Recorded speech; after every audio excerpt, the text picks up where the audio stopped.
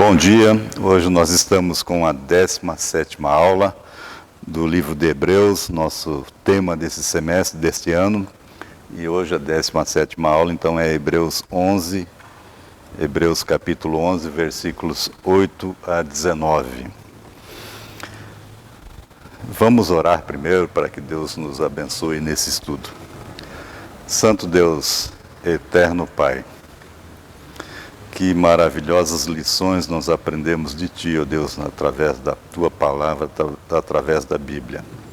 Através desse livro, desta carta de Hebreus que nós estamos estudando, que nos mostra, ó Deus, essa carta, a fé, nos mostra, ó Deus, o Teu cuidado para com o Teu povo, a formação do Teu povo e exemplos de fé. Fé, ó Deus, baseada nas Tuas promessas, baseada no cumprimento, na Tua fidelidade em cumprir as promessas. Que possamos, ó Deus, viver dessa maneira, viver pela fé, ó Deus, como os Teus servos do passado. Nós suplicamos, em nome de Jesus. Amém. Na lição anterior, que era o capítulo 11, versículos de 1 a 7, nós vimos o autor nos dando o conceito de fé. Fé como a certeza das coisas que se esperam, a convicção de fatos que não se veem. E mostra também, na lição anterior, nós vimos exemplos de fé de Abel, de Enoque e de Noé. Então nós falamos a fé, a promessa, a fé são coisas que se esperam do futuro, são promessas que se realizarão. E muitas vezes a demora no cumprimento dessas promessas pode desanimar algumas pessoas. Ano após ano, tudo parece igual, tudo não muda, então isso pode trazer algum desânimo. Também motivo de desânimo, de tristeza, ou às vezes de abandonar a fé, são as provações, como doenças, inimigos, guerras, violência, desemprego, dificuldades financeiras. Também podem abalar a fé nas promessas que recebemos. A carta de Hebreus, que nós estamos estudando, foi destinada a pessoas que estavam desanimando da sua fé, estavam desanimando de esperar as promessas, não estavam perseverando. Então essa carta é para trazer ânimo àquelas pessoas que estavam nessa situação. A partir do capítulo 11, então, o autor vai nos mostrar vários exemplos de pessoas, de personagens muito considerados pelos judeus do Antigo Testamento, personagens narrados no Antigo Testamento, e que creram nas promessas e vimos o cumprimento que Deus fez dessas promessas, muito embora algumas, como Abraão, não tivessem alcançado algumas promessas feitas, não tivessem vivenciado as promessas. Nos versículos 8 a 19, que é o nosso tema de hoje, então nós vamos ver sobre Abraão, sobre esse personagem, o pai dos judeus, da pátria judaica, o herói da fé, o pai da fé. E nesses versículos nós vemos 5 episódios, 5 fatos, 5 particularidades que demonstram a fé de Abraão. A sua obediência, a sua peregrinação, a sua crença na promessa, o testemunho de Deus sobre a fé de Abraão e um episódio muito marcante que é o pedido de sacrifício de Isaac. Então, no versículo 8, nós vemos, pela fé, Abraão, quando chamado, obedeceu a fim de ir para um lugar que devia receber por herança. E partiu sem receber onde ia. Abraão era da cidade de Ur, caldeu, pagão, idólatra, como a sua cultura, como a sua cidade, como a sua sociedade, não conhecia o Senhor. Aos 75 anos, ele teve uma visão, teve um chamado. Deus o chamou para sair da sua terra, sair da Caldeia, sair da sua parentela, deixar a sua parentela, seus amigos, sua sociedade e ir para uma terra que lhe seria mostrada. Deus lhe prometeu terra, lhe prometeu a descendência numerosa e que seria uma bênção essa descendência, essa nação, esse povo que viria de Abraão seria uma bênção para as demais nações da terra. Nisso consistiu a fé de Abraão. Nós vemos a fé de Abraão exemplificado, mostrada como a prontidão que ele teve em obedecer essa promessa, esse chamado, e perseverar no agir, perseverar nesse chamado, nessa visão, nesse chamado que ele teve para ir para uma terra distante. Então a fé de Abraão foi obediência, obedeceu ao chamado. Versículos 9 e 10 nós vamos ver. Pela fé, peregrinou na terra da promessa como em terra alheia, habitando em tendas com Isaque e Jacó, herdeiros com ele da mesma promessa, porque aguardava a cidade que tem fundamentos, da qual Deus é o arquiteto e edificador. Ao chegar em Canaã, terra prometida, depois de uma jornada longa, Canaã, já estava ocupada por outras nações. Nessa terra, era terra prometida, Abraão não teve outra posse a não ser uma caverna que ele comprou dos habitantes locais para sepultar quando foi necessária sua esposa Sara.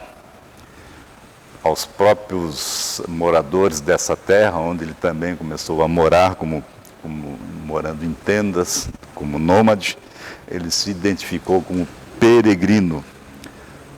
Peregrino, uma pessoa sem cidade, sem casa, morador de tendas, nômade. E Abraão, então, a promessa que ele tinha de ter uma nação, ele aguardava essa cidade, aguardava essa promessa, ele tinha confiança, fé nessa promessa, mas ele aguardava uma cidade com fundamentos, que nós vamos ver na história da cristandade, na toda a Bíblia, narrando que essa cidade com fundamentos, que Deus é o arquiteto edificador, é a Jerusalém celestial, a habitação final de todo o Filho de Deus, de todo o povo de Deus, a morada dos justos e o templo de Deus.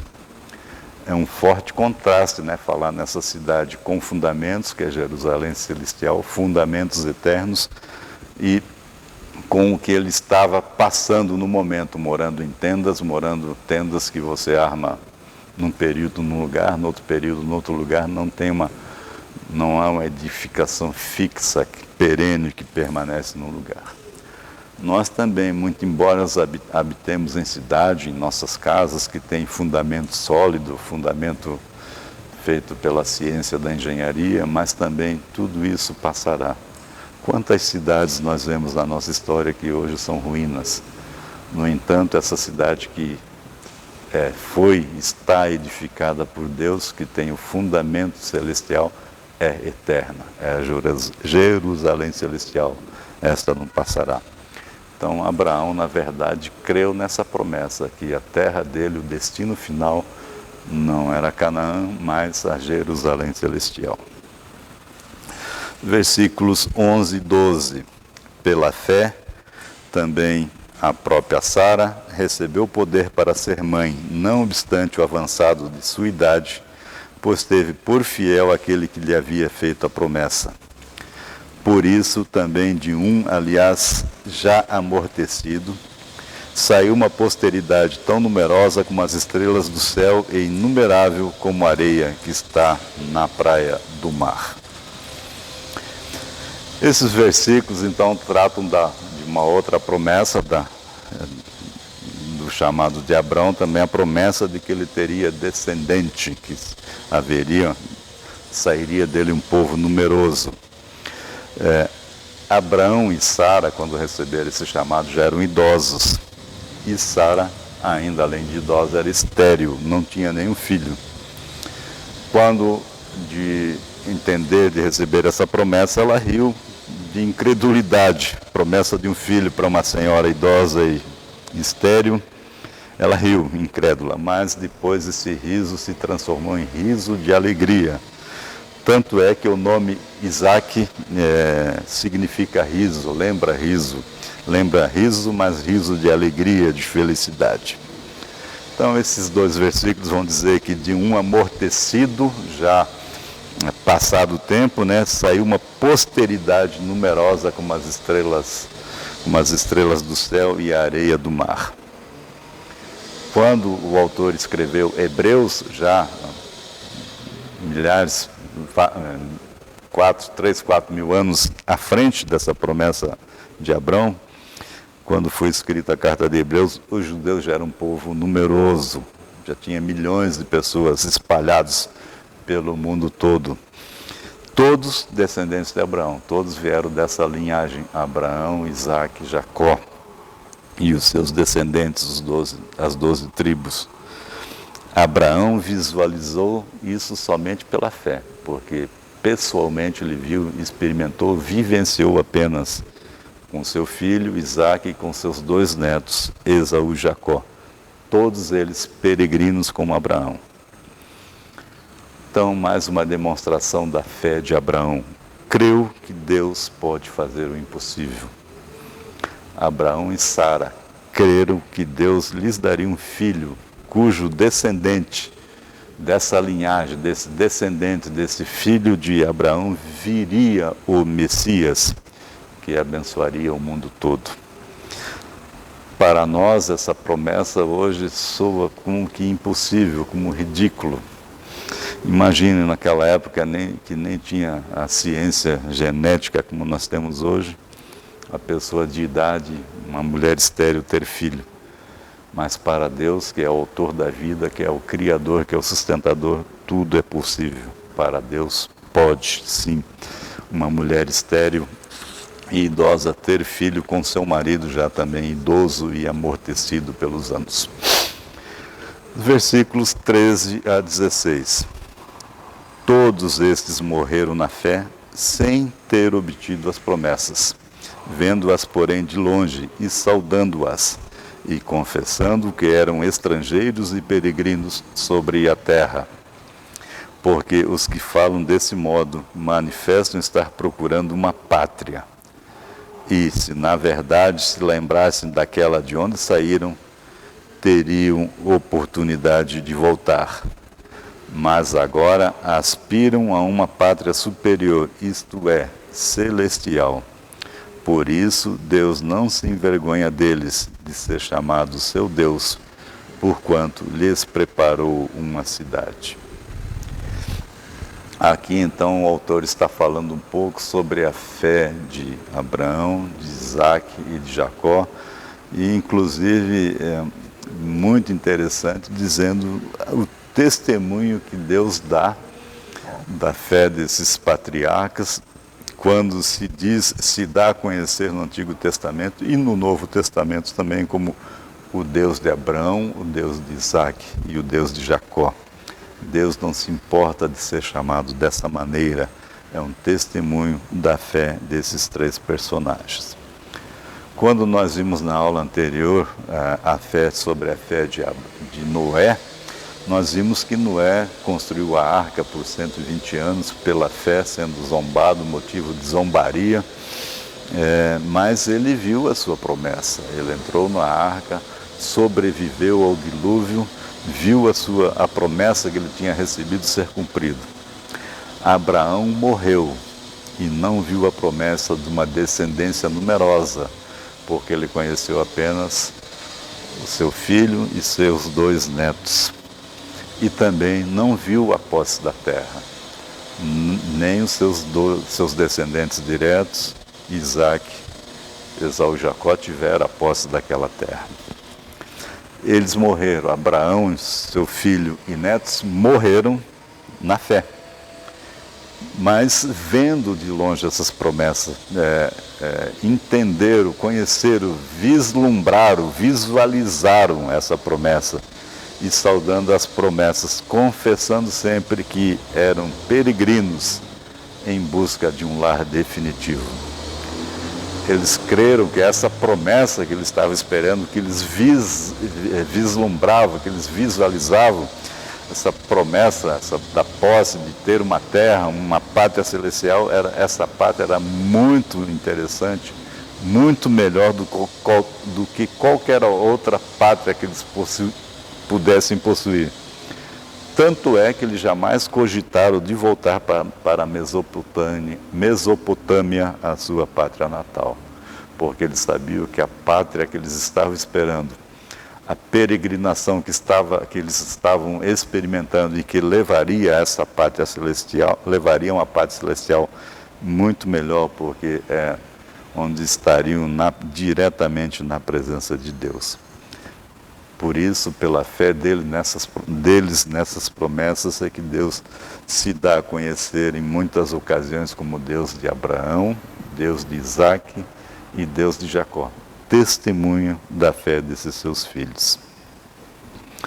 Nos versículos 17 e 19, a última parte desse aspecto da fé de Abraão, nós vamos ver que, pela fé, Abraão, quando posto à prova, ofereceu Isaque. Estava mesmo para sacrificar o seu unigênito, aquele que acolheu alegremente as promessas, a quem se tinha dito: em Isaque será chamada a tua descendência. Porque considerou que Deus era poderoso até para ressuscitá-lo dentre os mortos, de onde também figuradamente o recobrou. Isaque era o filho da promessa. Dele sairia a grande nação e o Messias, promessas feitas a Abraão. Promessas feitas a Abraão. A oferta de Isaque aparentemente vinha contradizer essa promessa feita, né? Porque se de Isaque iria sair a grande nação, através de Isaque, porque como oferecer em sacrifício? Nós vemos esse fato da oferta de Deus pedir o Isaque em sacrifício no livro de Gênesis, capítulo 22, bastante conhecido de toda a cristandade. Deus pede, nesse episódio conhecemos que Deus pede que Abraão ofereça Isaque em sacrifício a si. Mais uma vez nós vemos a atitude de fé de Abraão de prontamente obedecer.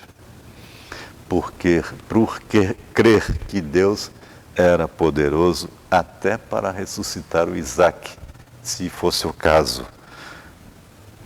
E isso, inclusive, o próprio texto de Gênesis 22 nos mostra quando diz, lá no versículo 22:5, quando estava se aproximando do altar, do local de sacrifício de Isaque, ele pediu que seus servos que o acompanhassem permanecessem ali, e ele tem essa expressão: fiquem aqui, que iremos adorar e voltaremos.